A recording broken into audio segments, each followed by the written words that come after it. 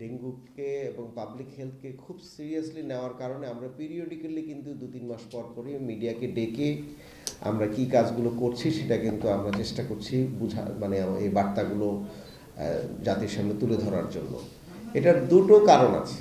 একটি হচ্ছে আমরা চাই আমাদের এই মশা এবং পাবলিক হেলথ নিয়ে প্রচুর কন্ট্রোভার্সি হয়েছে বাংলাদেশে, এবং বিশেষ করে সিটি লেভেলে কন্ট্রোভার্সিটা অনেক বেশি। তো সেক্ষেত্রে আমাদের নিজেদের কাজের একটা ট্রান্সপারেন্সি থাকা দরকার, যেহেতু একটা ইন্টারিম টাইমে আমরা এসেছি, এই এক্সাম্পলটা আমরা তৈরি করে যেতে চাই। এবং একটা অ্যাকাউন্টেবিলিটি থাকা দরকার, যে আমাদেরকে আপনারা প্রশ্ন করুন, আমাদেরকে জিজ্ঞেস করুন যে আমরা আসলে কতটুকু কাজ করছি, কতটুকু করতে পারছি না, আমাদেরও তো লিমিটেশনসগুলো আছে, সেগুলোও তুলে ধরেন। তো সেগুলো তুলে ধরলে আমরা কিছু সংস্কার প্রস্তাব যদি আমরা এখান থেকে করে যেতে পারি ভবিষ্যতের জন্য, তাহলে হয়তো বা কিছু চেঞ্জ আসবে, আমরাও কিছু চেঞ্জ করছি। এই দুটো স্পিরিট থেকেই কিন্তু আমরা আপনাদের সাথে বসছি। এর মাঝখানে আপনাদেরকে আপডেট করতে চাই যে আমরা প্রথমে এই যখন এপ্রিলে বৃষ্টি হয়, ঠিক তার আগে আমরা একটা রাউন্ড টেবিল করি, এবং এই রাউন্ড টেবিলে আমরা এক্সপার্টদের সাথে যখন রাউন্ড টেবিল করি, ওনারা আমাদেরকে যতগুলো সাজেশন দিয়েছেন আমরা প্রত্যেকটি সাজেশন কিন্তু আমলে নিয়েছি। এরকম না যে আমরা শুনে একটা টোকেন কাজ করেছি, তা না।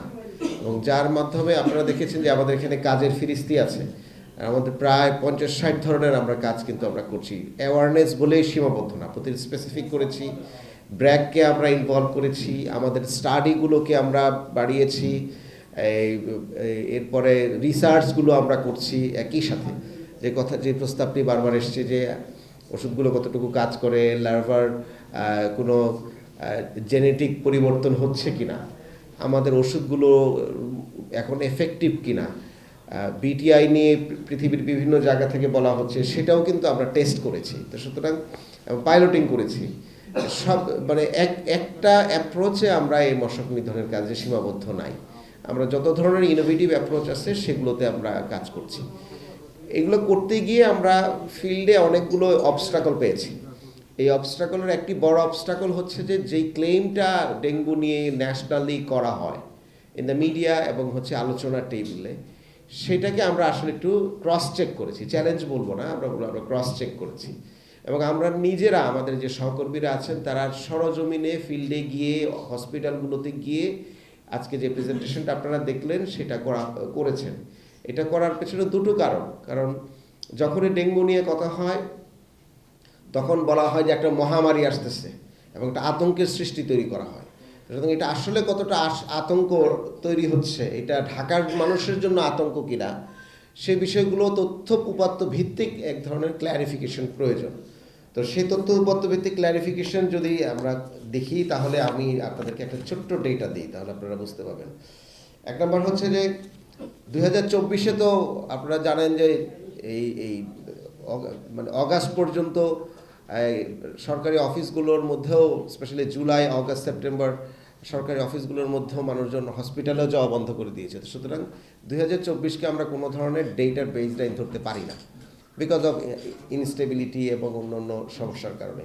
তো 2023-এর ডেটা যদি আমরা ধরি, তার সাথে যদি কম্পেয়ার করি, তাহলে আমরা জুলাই মাসে 2023-এ রোগী ছিল ঢাকা নর্থ সিটি কর্পোরেশনের 6,850 জন। তো সেখানে আমাদের এবারের রোগী আমরা হয়েছে 8,444 জন রোগী, আমরা ডেঙ্গু রোগী যারা হসপিটালে ভর্তি হয়েছেন।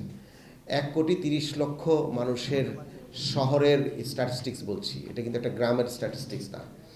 এবং সেখানে 14 জন মারা গিয়েছেন, 5 জন নর্থ সিটি কর্পোরেশন থেকে রোগী মারা গিয়েছে।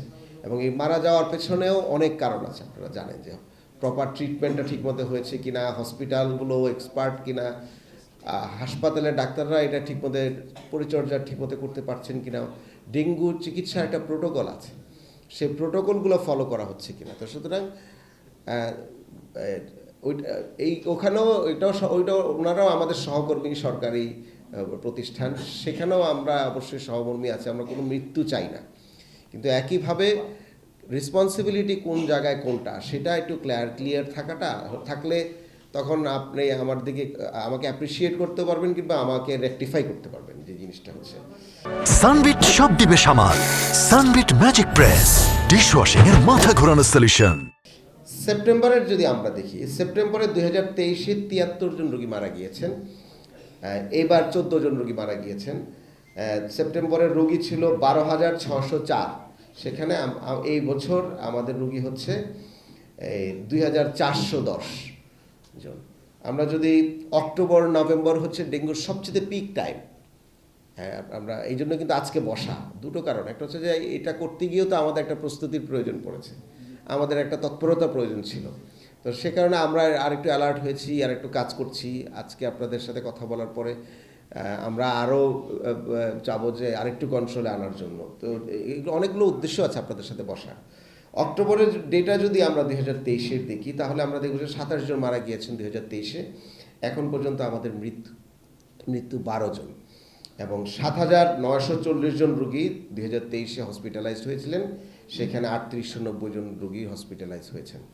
তো এই হচ্ছে অগাস্টের ডাটাটাও যদি আমরা বলি, 47 জন মারা গিয়েছেন 23-এ, 3 জন মারা গিয়েছেন 2025-এ, 13,917 জন রুগী 2023-এ হসপিটালাইজ হয়েছেন, আর 25-এ হসপিটালাইজ হয়েছেন 1257 জন।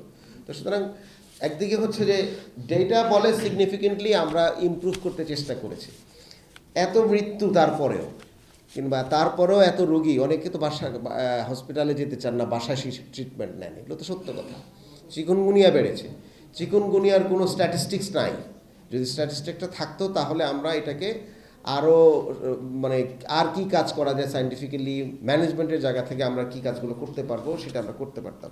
একটা ডেটা দেই, আমাদের এই পুরো কাজ, এই যে মশা নিধন থেকে শুরু করে অফিসার পর্যন্ত, আমরা মাত্র 1100 কর্মী, মাত্র 1100 জন কর্মী দিয়ে আমরা এই কাজটি করি। এবং এত বড় সিটি কর্পোরেশনে আমাদের 54টা ওয়ার্ডে মশার ওষুধ ছিটার হচ্ছেন আউটসোর্সিং করে আমরা 780 জনকে নিয়েছি, এবং 270 জন আমাদের ডিএনসিসির কর্মী আছেন।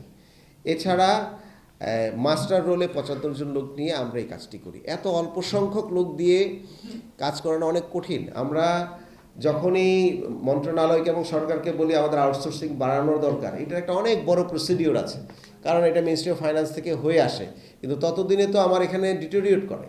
তো সুতরাং সরকারের এই পারচেজ নীতিমালা, এখন নতুন আরেকটি পিপিআর হয়েছে, পারচেজ নীতিমালা রেগুলার পারচেজের জন্য ইজ ওকে, কিন্তু সিটি কর্পোরেশনের অথবা মিনিস্ট্রি অফ হেলথ অথবা ডিজাস্টার ম্যানেজমেন্ট, এই ধরনের কিছু ডিপার্টমেন্ট আছে গভর্নমেন্টের, এই ডিপার্টমেন্টগুলো তো 24/7 তাকে রেডি থাকতে হয় বিভিন্ন কাজের জন্য। আর আমাদেরকে তো 24 কারো কোনো ছুটি নাই, 24/7 কিন্তু এই সার্ভিসটা দিই। আমরা কি এরকম যে শুক্রবার অথবা শনিবারে আমাদের বন্ধ, আমরা মশার ওষুধ ছিটাবো না?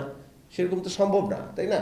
তো সুতরাং আমাদের মতো অর্গানাইজেশনগুলোর ক্ষেত্রে এই যে সরকারের বিধিমালাতে আমার মনে হয় একটা সংস্কার করা প্রয়োজন, যে এখানে আমাদেরকে অনেক শিথিল করতে হবে এবং অনেক কুইক আমরা যেন পারচেজ করতে পারি।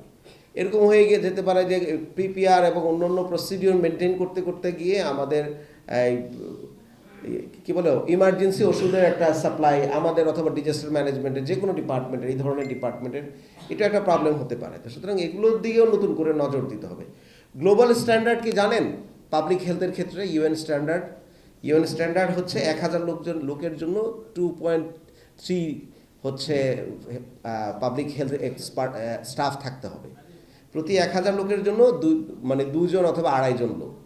আর আমাদের হচ্ছে 11,800 জনের জন্য আমরা একটা মানুষ হচ্ছে ডিপ্লয় করা। তো স্বাভাবিকভাবেই এই ম্যানেজমেন্টটা আমাদের জন্য একটা বড় চ্যালেঞ্জ।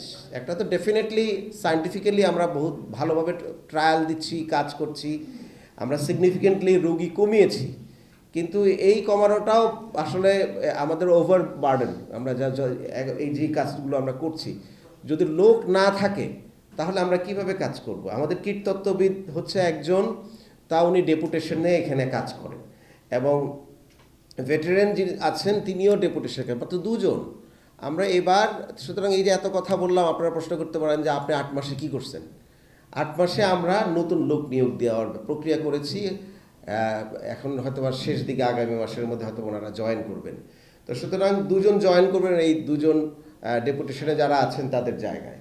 তো এই ধরনের একটি জনবল, লোকবল এবং ফান্ড এই সংকটের মধ্যে থাকলে আমাদের ক্যাপাসিটি কিভাবে বাড়বে? গত 30 বছরে তো উচিত ছিল সিটি কর্পোরেশনের ক্যাপাসিটিটা বৃদ্ধি করা। তা আমাদের ক্যাপাসিটি যদি আমরা বৃদ্ধি করতে পারি, যেই সাকসেসটা আপনারা 23-এর সাথে তুলনা করে এখন দেখছেন, আমি আশা করি যে মশক নিধন সম্পূর্ণ কন্ট্রোলের কাছাকাছি কন্ট্রোলে হলেও আমরা নিয়ে আসতে পারবো পুরো ঢাকায়। কিন্তু আমাদের লোকবল লাগবে এবং ফান্ড লাগবে। আপনাদের যদি কোনো প্রশ্ন থাকে আপনারা হাত উত্তোলন করলে আমি প্রশ্নগুলো, আমাদের টিম আছে, আমরা সবাই মিলে উত্তর দিব। ধন্যবাদ।